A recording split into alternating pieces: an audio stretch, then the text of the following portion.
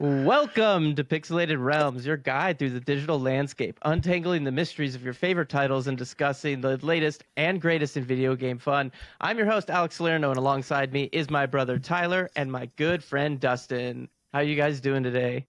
What up? Good morning, Vietnam, I You guess. did that in like cyberpunk mode, but with the words from Good Morning Vietnam. Good morning, Night City. Today, everyone's dead. Palworld, whatever the Palworld universe is. Good morning, Palworld, and all the 8 million people who are playing it right now.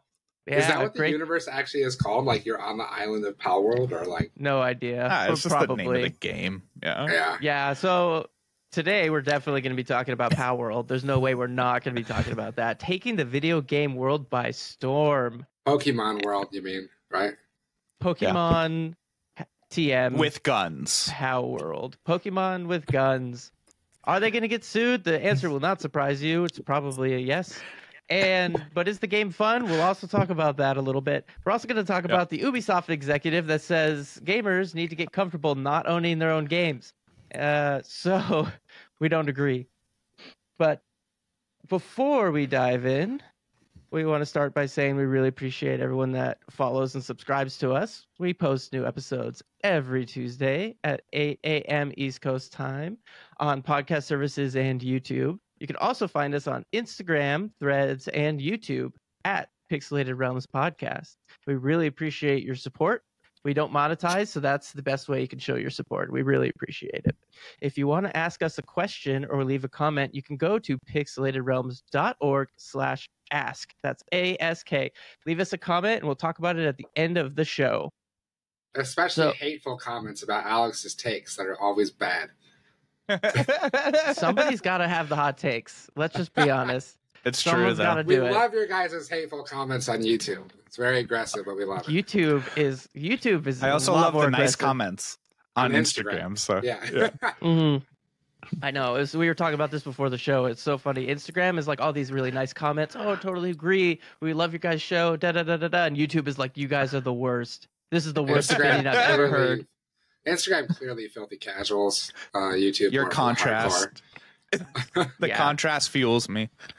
Yeah, I mean, listen, we're a hot take show. That's our show. We are hot takes and opinions. If you want really, deep dives, we'll do those maybe in other videos. But our podcast is just straight up opinion. That's what you get. So we are ESPN First Take video games. Yeah, exactly. Speaking of first takes, let's talk about Palworld. So Tyler and I have been playing this game. It came out yesterday. Taking the world by storm. A fun little tidbit. It has the most concurrent Steam players of any game. It took it over. It was let me see. I had brought it up. I think I forgot what the I should have taken a picture of it. But it beat whatever the current record was. It was like CS:GO or something. No, I just saw this fucking yesterday. I think Cyberpunk was number 3, and then let me see. You know what? I'm not going to try and dig it up. But anyways, it's sold gangbusters, and it's been doing like really, really well. And it's funny because it started off as like almost a meme. Like they came out with this and they're like, Pokemon with guns.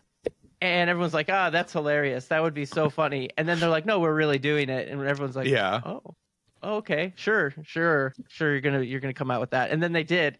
And I'm happy to say, like, I actually find the game extremely fun. You know what I mean? So this is such an interesting case in the video game world, right? So this was a small team that started development, and now the team has grown. And like you said, it kind of started as like a joke, like it's obviously Pokemon, but wait a second, that Pokemon has a rocket launcher? Oh my God. And so it's as hilarious as it sounds. And for anyone who hasn't seen this game yet, it's very it's a survival game, very similar to like Ark Survival Evolved or Rust or Conan Exiles, where you're kind of dropped into a world and you're expected to survive, build a house, craft things, all of that stuff we know and love. But surrounding you are these very cute little Pokemon like creatures, and we say Pokemon because they're just I mean, they're just identical to Pokemon. like sometimes you're like, oh, that's a Squirtle, instead of like calling it what it really is. There are literal ripoffs of Pokemon in this. I mean, from the couple seconds I was watching Alex, but it's like, oh, there's Eevee. Oh, there's the Eevee Raichu. one was bad. Yeah, so there's Raichu. Oh, there's Latios. When you're playing the game, it's hard not to refer to them as Pokemon and then refer to them as their ripoff versions. Be like, oh, I'm catching like this Eevee thing right now. It's hard not to do that. So, but in the game, so as you drop into the game, you begin crafting things. You craft things called Pal Spheres, which I just want you to take a second. Try to say Pokeball 3 times fast. Try to say Pal Sphere 3 times fast. Somewhat. Nah. I said it in my head. Pal Sphere. No. Pokeball, which Pokeball. is literally Pal just Sphere, like Pal Sphere. It's like a Pal synonym Sphere. for Pokeball. I can't it's so hard to say. I might as well just say Pokeball. So you end up getting these Pokeballs. You run in, you go smack the Pokemon, you throw the Pokeball at them, and just like a Pokemon game, you beat them with a stick. This game is so much more brutal to Pokemon. I feel like it's trying to satire like the animal cruelty. It is like thing that's gone under Pokemon for years. Am I the only one? The fact you can catch and sell humans is yes. So there is wild. There is human character NPCs in the world, and I think as anyone would be like, hey guys, can I throw a Pokeball at them and capture them? The answer was yes. And I love that they allow you to do that. And there's a little like a footnote when you capture them that, like, to paraphrase, says something along the lines of like, this is generally considered inhumane and you probably shouldn't do this. Like, they know what they're doing. Like, they built this game as like kind of a troll and a little bit of like satire, and they totally lean into it, and I love it. I love every bit of it, because you literally start with a club and you like knock a Pokemon thing, a pal, over the head, and then you capture it in a ball, and then you force him to work in your base as a like indentured servant. They become your servants. Yeah, and then you can like capture humans and do the same thing. You can force them to work in your camp, like, which is basically this like concentration camp. You can also eat your pals. Yeah. Oh, you can butcher them. Yeah. Yeah, and Tyler, talk about it. Tyler did that yesterday. Oh my god! So you end up getting a lot of pals, right? Like, just like Pokemon, you have to capture a whole bunch of the same thing to gain experience. So you end up having a whole variety of these pals. Great. Each pal can do different things. So the water ones can water your plants. The ground ones can like dig. The forest guys can chop trees for you. So they all go and they do their respective tasks. Well, you end up having a lot of extra, and we recently unlocked a butcher knife, and we're like, what does this do? And we went and used it, and it just blurs out the Pokemon and just shows you murdering them and stabbing them, and then you get their meat and like raw materials. And I was just like, oh my god! Oh my god! This cute little creature. I'm getting turned into candy in Pokemon Go. Yeah, exactly. And you can do things too. Is like you can sell your Pokemon to merchants. You can sell them, like be a part of the slave trade. It's hilarious. And then there's like a black market merchant. Yeah, and you can sell like contraband. Which means stolen Pokemon. So you can, when you kill another player or another person with Pokemon, they drop their Pokemon, and you can steal them and then sell them on the black market. It's hilarious. Do you permanently lose your Pokemon if you get killed? The ones that you're holding, unless you go and pick them up. To the floor. They drop to the floor when you die.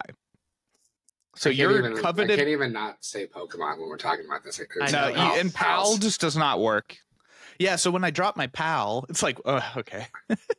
Yeah, it's so crazy. And these Pokemon are really cool, guys. Like, we're just walking, and there's 111 in the book, in the survival guide Pokedex thing. And I've only seen less than half of them. And we've just, like, half of the fun of this game has been like, guys, I found this super cool Pokemon. Look what I got. And you run back to your friends and they're like, wow, that's sick. Like, what did you find? Where'd you find that? And you guys go all run over there, and then you catch a whole bunch. And so, like, it's like the thing about this game that I think is actually really working for me, just diving in, getting a little deeper dive into the game and the game mechanics. The thing that's really working for me is the game is about exploration and capturing these pals. And other survival games become a really huge grind when it comes to mining resources, right? So like I played a lot of Ark Survival Evolved. By the end of Ark Survival Evolved, yes, you do have dinosaurs that help you increase your gathering, but it's still like, I need thousands of wood, I need thousands of ore, I need, you just need materials. And this game takes that grind and gives it to your pals to do, so you have more time to explore and have fun. And I think that is really working for it right now. So I feel like I can go back to my base and my guys are taking care of my base, and then I have time to go out and explore and have fun and get more pals. So I really think that gameplay loop, in the sense that like it is encouraging exploration, but you have a base to go back to and have fun at, is working really well right now.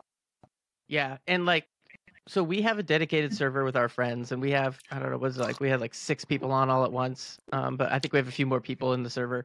And so you can have, so it's kind of, it's open world. You have your friends. We have like a guild, which means we all share a base. The game, so we're going to talk a little bit about the controversy later. I know Dustin is like frothing at the mouth to talk about this. But I just want to talk about, like, the game itself is super fun. So you get dropped into the world. You start with nothing. Then you have to, like the very traditional survival. You have to make a shitty axe. Then you chop down a tree. Then you make your first pal sphere. Then you catch your first pal. And then it just, snowballs down from there. And then and then you have a level. Your character has a level. And you unlock new technology and new, blueprints as you go along. And you're totally right. Like, you go and you explore, and going back to base feels more like I'm just like getting ready to explore, as opposed to other games where you're like, I'm like grinding out all this other stuff. And there's things like, there are dungeons. We did a dungeon the other day. Yeah. There are boss fights. There are boss pals. It's hard not to say. There's shiny pals. There's shinies. I caught a shiny the other day. That was cool. And then even among the pals of the same type, they can have different. They have like attributes, not attributes, I guess, proficiencies, and they are semi-random generated by the type of Pokemon. It has kind of a pool it can pull from, and they will be better at certain things in your base or better at certain things in your fighting, and it's really neat. And then you can also later on, you can put like 3 or 4 of the same kind in this container, and it'll make a stronger version of it. So the game itself, the loop is very satisfying, and there's a lot of things to explore, and there's like things you can pick up to make your character more powerful, and there's like these basically devil fruits that you can pick up to give to your Pokemon to give them powers, and it's very satisfying. It's really fun. What do you mean by container? Do they get smushed into one Pokemon? I'm pretty sure they get turned into a genetic modified disgusting creature. Like, this one's got a bigger arm. Chop that fucking off. Put it on this other one. Cronenberg, that thing. Yeah, I think there's like 4 ranks. I think there's 4 ranks to the pals, and you can use that device. We haven't gotten that far yet, really, but there's a lot of mechanics. Like, it feels very fleshed out. Like, it's like they give you a lot of like cosmetic options, and I will say, obviously, since it's early access, there's plenty of things that I think are still obvious that need improvement, right? There's a lot of clipping still. There's a lot of like lag in the server, and like just general like pals not knowing what they're doing. Maybe they're on top of a mountain when they shouldn't be, or they're flying in the air when they shouldn't be. So there's still plenty of like early access bugs and like little things like that. I don't think we're claiming there isn't, but that potential, when you're playing an early access game, you're kind of looking for like, in a year when this releases, or whatever, how many years, is this going to be like really, really, really good? And right now we're having fun, so that must indicate that the path is looking positive.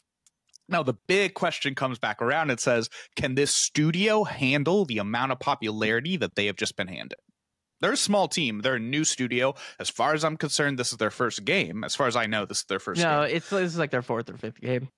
Oh, really? I'll have to research that a little bit. Yeah, they have another game that... model. that they could follow. I mean, Valheim was a team of 5 people, and it blew up just like this. So they could kind But of like, look can and you see what keep Valheim did. up with that support? You have so many people playing this game now. You're expected to support and keep turning out, right? Well, they got hundreds of millions of dollars, so hopefully they just go hire people. Well, for now they do. We'll see. Yeah. I mean, looking just online, it says they reported to have anywhere from 11 to 50 employees. So we don't, you know, that they're pretty small. That's indie, yeah. And indie-ish. You bring up an interesting kind of point. Is like, are they going to be able to keep this from just becoming a meme?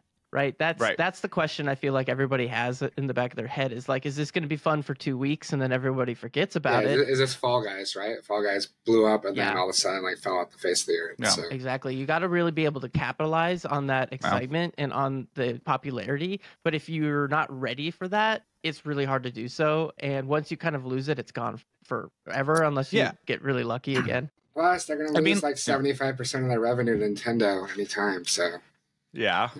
Yeah, should we talk about that? Let's do it. I know. Hold on. Before we talk about that, I want to talk about like, this has to do with early access, and it's not quite just a Palworld issue, but it's something that's always bothered me a little bit.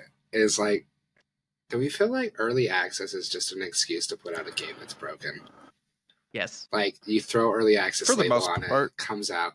I mean, like, and I don't have any problem with games that come out and they're a little buggy and like, hey, we're early access. You know, we're a small studio. This is a way for us to generate revenue to help us finish the game. Blah blah blah. But then they're like you even said, like years, right? There are literally games that sit in early access for years that like they have really no intention of ever updating to the point of like a full release, and it's like. It's just like a free pass label from the community. And like, I've already seen it all over Twitter about Palworld where it's like, it's early access. You know, they're going to fix it. And it's like, why is that okay? I don't know. I don't get it. Like it's just I don't think it's okay, honestly. I think early access has a place and I think it's overused. I would rather prefer and wait for the released game, frankly. But we live in a world where they want access to those funds sooner. Thus, they're willing to take this like risk, I would say, in releasing the game early to accept money early. I don't know. I think it's just something I don't like it, but I'm just trying to live in a world that has it. Yeah. One thing I do. Sorry, go ahead, Alex. Yeah, I mean, I think we've talked about this before, and I agree. Like, I don't think it's right, and I think so. Like, for instance, I'm looking it up right now. DayZ was in early access for 5 years. Like, that's ridiculous. I think so. Okay, the reason, right, that this is annoying is because like I get on one side that early access isn't necessary for a lot of teams that need the capital up front, and they're saying like, hey, we're running out of money, we want to be able to finish this, so here's what we're going to do. We're going to put this game out in early access, and then we're going to use that money to finish the game. I totally get it. I don't get when it's like an early access for like 5 years. And the reason why is because if it's an early access for 5 years, then they don't really qualify for reduction of the price of the video game. So video games do not often, lose value, over like even past a year, they could be like half the price. And that's very common because, the game kind of falls out of vogue and it just, it's just not worth the same amount of money anymore. So it gets cut. But if you're in early access for 5 years, that never happens. So you can charge full price that entire time and not get any backlash for it. So I feel like there's some selfish reasons for it. But I also feel like Steam, I'm going to talk about Steam in particular here because most of the time it's Steam games. But I think Steam should enforce like, hey, you could be in early access for no more than a year. After that, you either have to take the game down or put it in full, release. Because that makes sense to me. Yeah, and then from a PR perspective, like, working in the industry, like, I've definitely had clients that we've talked to them about it. Like, what do you want to do? Is this going to be early access? Is this a beta? Is this full launch? And, like, I'm very honest with my clients that I'm like, look, if you go early access, press is going to consider this a launch. Like, you've launched your game. Because if it's never coming down, like right now, like IGN is doing a review of Palworld. Yeah. So it'll have a scored review on Metacritic, even though the game is technically not launched. And like, there are clients that don't really understand that. They are like, but my game isn't officially out yet. So why am I getting a review though. score that's permanent on my game when this is like an early build that's not technically 1.0 yet? It's like, because it is. Like, it is If you're launched, asking for money, you know? man, and if anyone has access to it, and frankly, if anyone has access to it, but if it costs money, then it's out. It's out. Yeah, if you were charging money, you know, like, if you don't like that, then go to fucking Indiegogo or whatever the fuck it is and crowdsource. Itch.io or whatever. Yeah. Yeah, totally. You know, so... Like yeah, if it's out, it's out. You know what I mean? Like, we consider it out. This, like, as far as I'm concerned, Palworld is out, right? Like, everyone said that, like, it launched yesterday. No one's saying like, oh, it's in beta or whatever. No, if it's open beta, I totally agree with you. Then it's out, bugs and all. Yeah, and that's why I even tell clients too, like, you got to really understand, like, even with some stuff I'm working on right now, it's like, are you guys going to close your beta?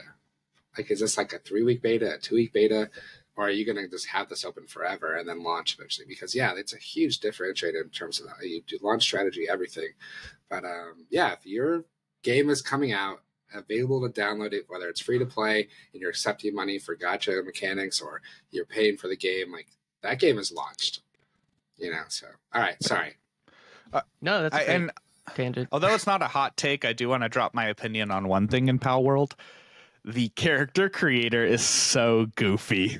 Like, I know they don't put a lot of focus in that. I'm sure they'll adjust it later on, but it is so goofy. All of the characters look silly, crosses between like the weirdest variety of anime characters you've ever seen, but like some of them aren't even anime characters, and then like the sliders all like adjust like the bulk of like your entire torso so you look silly as heck. Like, it's just hilarious. Little arms, torso little legs. or lower torso? I need to know. Both. I need to know. Both. Yeah. It's all or nothing. Either you're a big old hamburger man or you're nothing. Yeah, it's pretty goofy. But like, Dustin, I know you've been wanting to talk about what you think about them getting sued by Nintendo, or when it's inevitable, right? They haven't yet. Creators, right? Like, let's talk about. So this studio head or founder, the head of Palworld, I guess, from what I'm reading online the last day, is a huge advocate of generative AI design. And it could not be any fucking clearer when you look at this game that this studio took Pokemon characters, plugged it into an AI generator, and said, adjust this shit a little bit, or however you do. I don't know. I'm not an AI expert.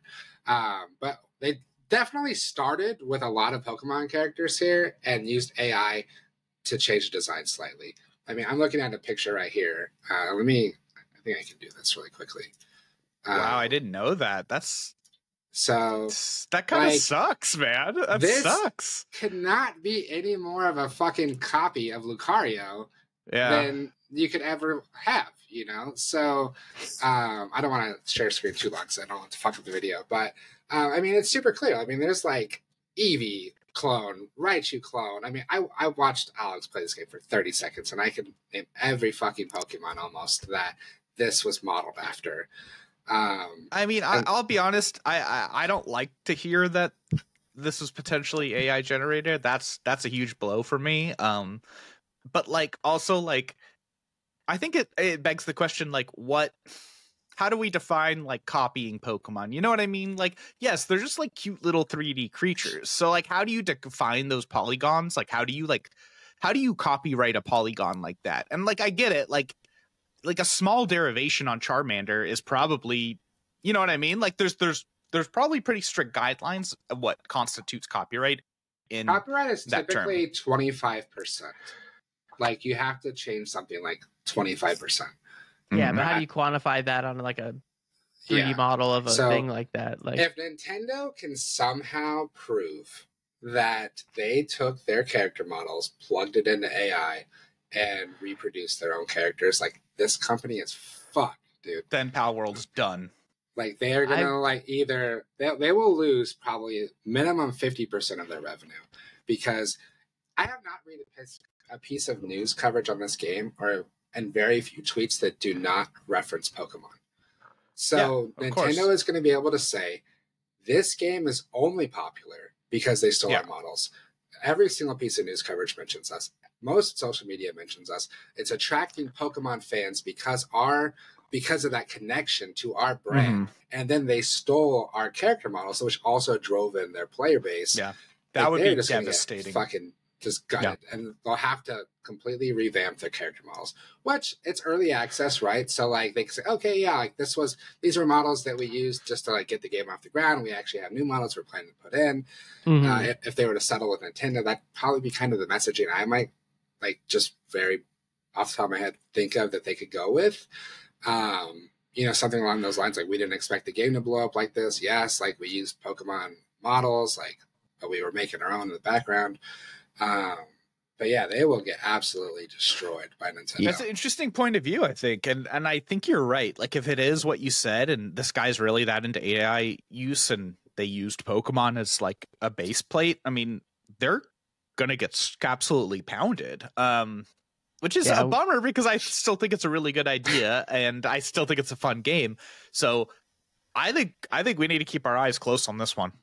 Yeah, I mean, like, very interesting. At 6 million sales, we'll just say roughly 6 million. I don't know how many copies. I think it was 8 million already. 8 million already. You're talking like already $200 million in revenue. So even if Nintendo took half of that money, you still have $100 million. You have more than enough money to go and hire 5 designers to come in quickly and revamp your character models and say, hey, the game's going to be in early access for an extra 6 months. We're going to revamping all of our characters. Come out, you have your player base, you have your money, now you have your own character designs, the game lives on. Maybe not quite as popular, but all the mechanics are still there that people are having fun with.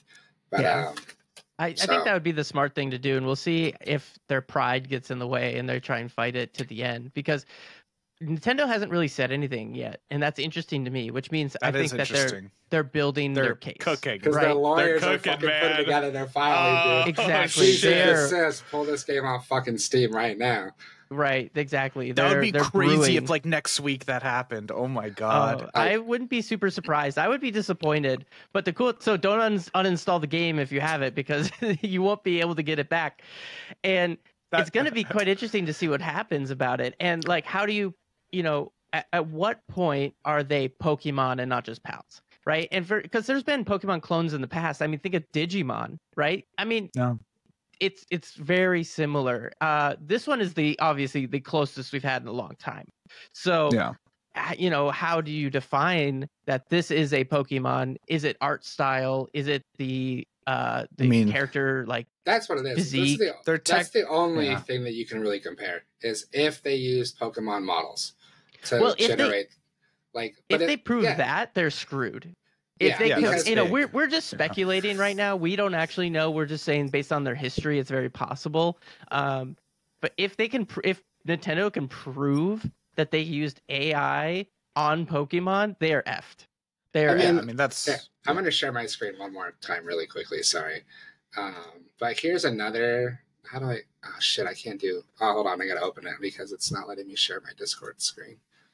I'm gonna show you another photo really quickly for you people who. Well, I guess we have our clips on here, right?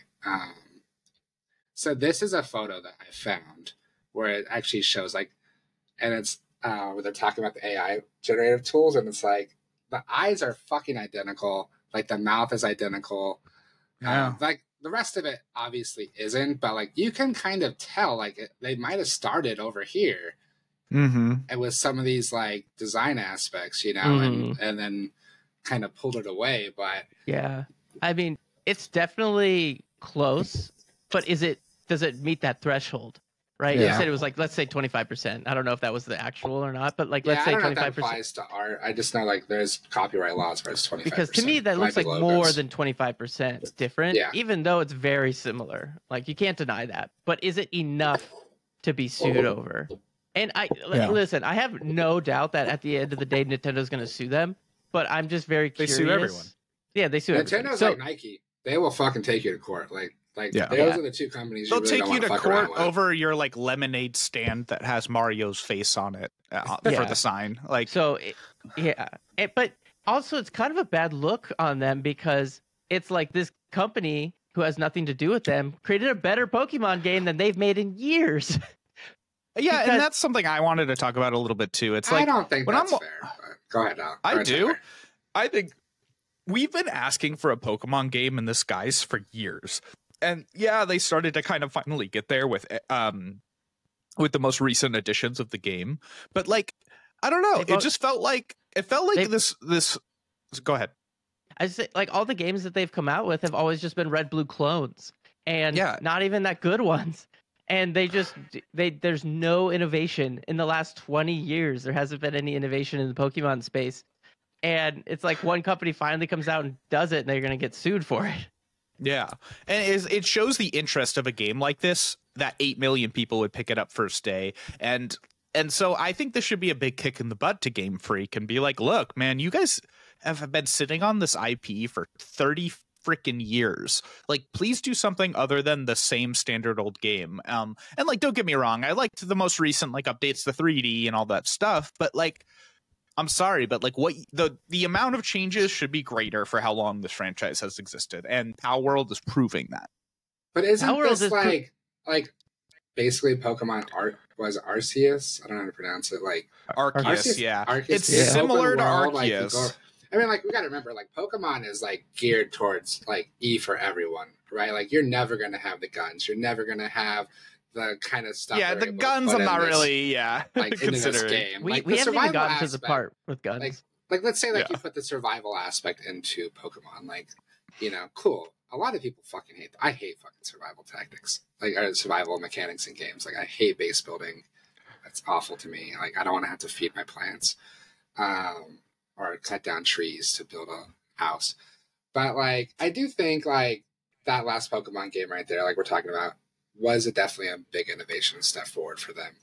And again, like it's just a different game geared at a different audience that's welcoming to everyone. So that's where I say like that's why I don't think it's quite fair, because like this game, like you could honestly say like made a calculated approach to like memeing on Pokemon of like all these different things that like, you know, like they might not have liked with Pokemon, but like Pokemon is like in a box and has to honestly stay in that box to a certain degree because of its IP and its like long-standing history. Like, I just don't know if there's as much room for I think innovation. that's smart. Yeah. I think that makes a lot of sense. Yeah, and that's certainly fair. But I think if you take all the meme stuff out and the guns out of the game, it's still a really fun game. Like, we haven't even gotten to the gun part of the game. And yeah, like, it definitely leans into the memeing of it all and stuff like that. But like, if you remove that stuff, it makes it a little less funny and a little less, I guess, interesting, you could say. But like, the game is still very solid. And so I think, you know, they need to kind of look at this game as they go in the future, and they need to take some key parts of this out of the game. Some notes, yeah, take some notes. And honestly, I would love to see an online like MMO-ish like Pokemon, because this has like flavors of that, and I think it would be, I mean, imagine that, like how successful and big that would be if they did something like that. Like, I'm really hoping at minimum this gives them a kick in the pants and shows them that not just the kids want to play Pokemon, that the adults who grew up with Pokemon want to play Pokemon. Well, they've known that for 6 years when Pokemon Go came out.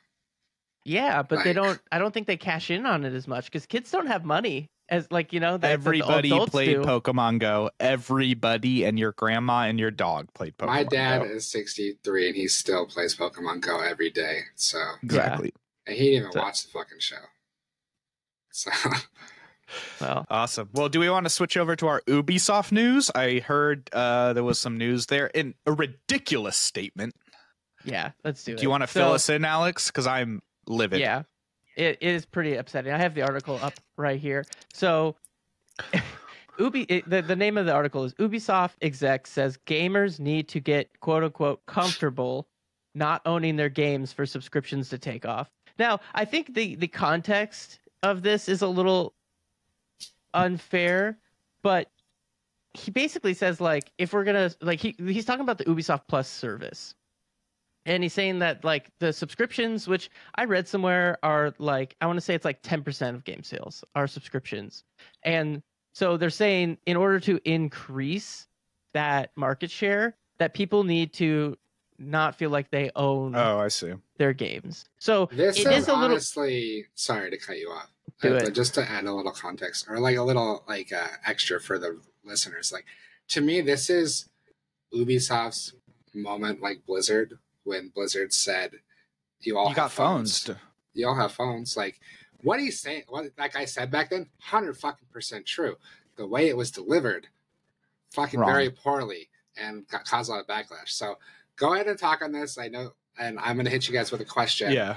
And Your then PR insight. we'll go from there because I can understand where this guy is coming from. Well, let me just start with it. Okay.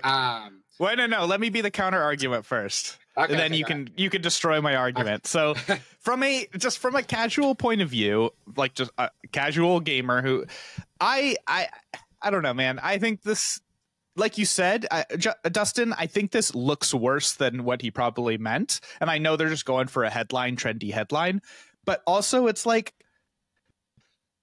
I don't know, man, like we're in this world now of everything is digital. We own digital things on 10 different platforms, 100 different platforms and devices and accounts. And I'm just sick of it. Like, you know, how much is a gosh dang Nintendo cartridge worth nowadays? It's worth more than it was when they first came out because they're so coveted. So I don't know. I like having my Steam library and my collection, and I'm willing to invest my money into that collection so I can have everything in one place. And so I'm kind of tired of this like idea of like, oh, everything's going to be a stream or everything's going to be a subscription, because it just like the Netflix and Hulu and and the film and TV subscription debate. It's just going to be too many, and it's upsetting and drives us away and causes us to want to do piracy and things like that. So I don't know. To me, it's a bit ridiculous. I think he should have framed that in a totally different way. Let me read the full quote, because I don't want to do disservice to what the quote is out of context, right? So here, he says, one of the things we saw is that gamers are used to, a little bit like DVDs, having and owning their games. That's the consumer shift that needs to happen.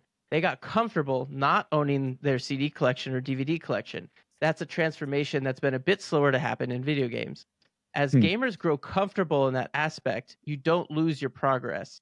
If you resume your game at another time, your progress file is still there. That's not been deleted. You don't lose what you've built in the game or your engagement with the game. So it's about feeling comfortable with not owning your game. I see. Okay. He's not. It's more saying about like, his cloud. He's talking more cloud based. I think so, and I think too. Yeah. Well, I think it's subscription, right? Like what we're talking about. Like he's saying, like, hey, like you don't have to be worried. Like if you're an Xbox Game Pass subscriber and you play Sea of Thieves for 3 months and you hit Legend or whatever, and then you turn off for 3 months and you come back, you're still a Legend in Sea of Thieves if you start playing the game again. Like it's all tied to your Xbox account. So like you don't lose your progress, you don't lose all that, but you just lose access because you're no longer paying the subscription service to it's a lot more mild manner with that whole quote. Like honestly, he really just seems to be saying like you need to get used to instead of like like I own Mortal Kombat 1. I have a CD for Mortal Kombat 1. I put that CD into my console and I can play it on my console. And he's literally just saying we need to get used to the fact that I can play Mortal Kombat 1 on my PlayStation, or I can go to my dad's house and I could just log into my account and we can play Mortal Kombat on my account on his PlayStation. Like the amount of like pick up and go and the way that we're consuming video games has changed. It's no longer, hey, Alex, do you have this game? Like, come over and bring it and put the cartridge into my thing and we can play. Like, that's just not where we're at anymore. I don't know. Am I off kilter here, or do you guys agree? I mean, there's a lot of different angles I think that this covers. So like digital ownership and subscriptions are, I think, slightly different things in this case and in this context. So it's like owning a game digitally. And there's, I mean, they both have two different problems, right? And people have different issues with them. So like owning a game digitally, people would say like, hey, I'm supposedly own this game, even though it's not physical. But then things like, I want to say PlayStation had this like controversy recently where they were saying they were taking down, I don't remember if it was a video or a video game or whatever it was. That's a whole game. it was a game, right? And they're saying like, hey, Yeah. even if you bought the game, we're taking it off. And people were Yeah, it's upset with that delisted. because it's like, even though I own and paid for the game, it can be taken away from me at any moment. And then you Yep. have subscriptions, which is also a same thing, where it's like, you know, how Netflix is or Game Pass. They can say like, hey, this game is leaving our platform. So play it while you can, and then it's going to get locked out. So people are kind of like, well, then, you know, I don't own anything anymore, and you know, what am I paying for? So I personally, you know, I get both arguments, but I'm not as attached to the medium. It's like, I understand, like, if I'm paying for something, sometimes I'm paying for access to something, and it's like, if it goes away in 10 years, like, you know, I'm gonna figure out a way to play it no matter what. And I would I'm say not too worried about it. Here's my biggest concern with subscription. So I'm totally okay with subscription gaming. Like, first off, like, you know, my To problem me, is it's the new Blockbuster. I subscription games so I can find the games I like, and then I go buy them. yeah, like my problem is I just don't feel like the services have a lot of games I'm actually interested in. Like, even right now, like, I do like PlayStation, you know, has their shit, and I have like the middle tier. But even if I was top tier, I can't go play Ragnarok. I can't go play Cyberpunk. I can't go play Hogwarts Legacy. The games I really want to play that everyone wants to play, they're still locked behind the paywall of like having to buy and then getting access to. So like there are good games on there. Like, that's how I played Ghost, you know, is because it was on there. But so like, I'm totally okay with subscription based gaming because I'm paying for the access to this huge library. You know, I'm not paying for a specific game. I'm paying for access to a wide library that I can play anytime I want from anywhere. The thing that I would say, I think maybe a line should be drawn, is that whole idea of losing your content if the game goes off platform or gets delisted because it's older is in-game cosmetics. That's where I feel bad about it. Like, if I was an Overwatch player and I was spending a bunch of money on loot boxes, or a Hearthstone player and my shit was on whatever platform, and all of a sudden it got delisted, and I'd feel like shit because I've not only bought the game, but I've spent I've not only bought access to the game, which you gave me, but now I've spent hundreds of dollars on in-game content that I am now losing also. So like, maybe there's like a line where like, if you're on a subscription service, you want to take advantage of that, you can't have microtransactions within your title, or something like that. I think that's a really good point, Dustin. I think that's a great point because I there's a little bit of this I do know about. So take I'm just gonna, sorry, Dad, I'm gonna use my dad's like Apple account as an example. He has a lot of movies on that Apple account. And it's just, we've been buying movies on that Apple account for years. So it has probably thousands of dollars of value of digital media on it, right? And you know, fingers crossed, knock on wood, that this is a long time from now. But when my dad does pass away, that is technically a asset of his that he will pass down to his kids. It's that, even though it is digital, legally he still owns the rights to those keys of media, and those will get passed down. And I think we need to take a same approach in video games, as in, if I have a key to a video game, that is still a piece of property regardless, and I should have access to that video game. And I think you bring up a really good point. Like, you know, if they delist a game and you no longer have access to it, that's wrong, man. I mean, it's wrong. And then, you know, you have companies that are like, well, don't you dare create a private server and play that game without our permission. I'm like, you've given us no access to that game, you know, so it's ridiculous. But your added point of cosmetic items, like, imagine if for some reason League of Legends just went under, right? And they just pulled everything. I've spent hundreds, maybe $100 or more on League of Legends cosmetics, right? Yes, I can't use them in anything other than League of Legends, but now that dollar value that I've invested is not accessible, right? And that, it should be in light of what I said earlier, that should be an asset I should be able to pass down to my kids. I know it sounds ridiculous passing down like my Aurelion skin to my kids, but technically, legally, it should become an asset that you own. I mean, that's been my biggest fucking problem with CCGs, digital CCGs, because like, growing up, I played competitive Pokemon. Like, I went to tournaments and shit. I used to go to Toys R Us every Sunday and do the league and get stamps, and I still have all my badges. Dude, we gonna play the One Piece card game? Let's go. I actually have some boxes on pre-order. Do you? Yeah, I do. So maybe, but like, I still have like a shit ton of Pokemon cards that are over 20 years old. Like, I have like the first like 50 promos that ever came out. Like, and I really value those personally, and a lot of people might also value them at this point. Uh, but because Pokemon cards are fucking super expensive.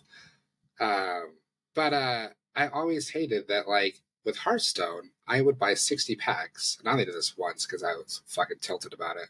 But you buy 60 packs and you are only guaranteed 2 legendary cards. If you DE those cards, you only get a quarter value, I think it is. So it's like you could spend $60, get 2 legendaries, DE them, and you only have half of the dust you need to create the actual fucking card you need for the deck you want to build. And then you don't actually own any of these fucking cards. Like, it's just money you're throwing at the game that you can't trade them, you can't sell them. There's really no value to it. And I was like, this is so stupid. This is fucking stupid. And shout out to Horizon Blockchain Games, one of the games I actually worked on called Skyweaver. It's a blockchain CCG, but they actually were one of the first games I see that came out with a title where you could buy and sell cards on the marketplace. And they're still doing really well. So yeah, you play, you earn cards, and you can use them in your decks, but you can also, they have their own marketplace on their own wallet where you can buy and sell and trade them. I loved that though, like working on the game, because I was like, yes, this is the fucking broken problem with CCGs. Is like, how am I going to open packs that I don't actually own the fucking cards? I'm going to spend $60. Yeah. Like, and I have the same kind of randomness luck, then, it's like, at least make it like 50 to 1, like, or 50% dust or something. Like, you should at least be able to walk out of there with the one card you were trying to get.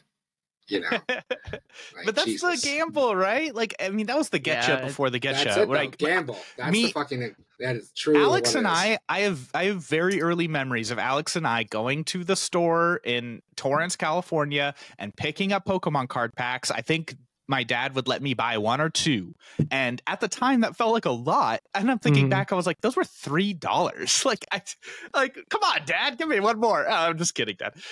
And we'd open those packs, and I'd sit there and be like, please be a shiny, please be a shiny, and then I just get like Squirtle. Okay, but you can still sell them or trade them to people if you wanted to. That is the thing. Yeah, like, you own those cards. Hearthstone doesn't allow that. No, at all. So it's interesting. I think that's a good point, and we could do a whole thing on the card game world. I'd love to do that sometime. I'm just waiting for the NFT bros to come into our chat and be like, "This is what NFTs are for." No, fuck you. NFTs are how about awful. NFTs can go themselves. NFTs, if used properly, could be beneficial, like through cosmetics and stuff like or that. Not. Like, never. Not. NFTs are a money laundering scheme, and you can't convince me otherwise. There are you guys better are wrong. Ways. The problem with NFTs and blockchain is there are way too many companies trying to scam and just take advantage of users. But there will be, and there is, proper use cases like Skyweaver, where you are Black Lotus earning these games or earning these items in game, and you could buy and sell and trade them. If you want. We're going down the path here. Yeah, we're going down the path. Anyway. Next week.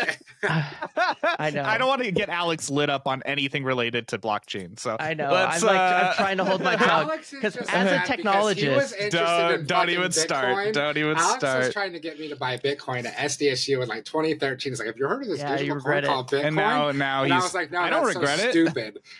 My Bitcoin's doing very well right now. No, now he regrets not doing it. But we both do. I guarantee it. I have probably honestly lost I have hard drive, like a thumb drive somewhere that probably has tens of thousands of dollars of coins on it it's in the trash somewhere. Unbelievable. But no, I don't want to get started on it because the blockchain is so stupid. It's such a bad idea. Okay. Anyway, back to video game news. Okay, well, let's wrap it up. Maybe we'll actually be on time for the first time in ever. So I'm going to wrap it up. We had a lot of good discussions today, and I feel like we're going to have even more discussions. Palworld is not going to go away anytime soon, and neither is digital asset ownership. So I feel like we're probably going to be talking about this again in the future. But thank you, everyone, for listening. We don't have any comments on pixelatedrealms.org/ask. But thank you all for listening. Don't forget to follow or subscribe to be notified when we post new episodes. We post new episodes every Tuesday at 8 a.m. East Coast times on podcast services and YouTube. You can also find us on Instagram, Threads, and YouTube at Pixelated Realms Podcast. Thank you very much. Woo! See you guys next week.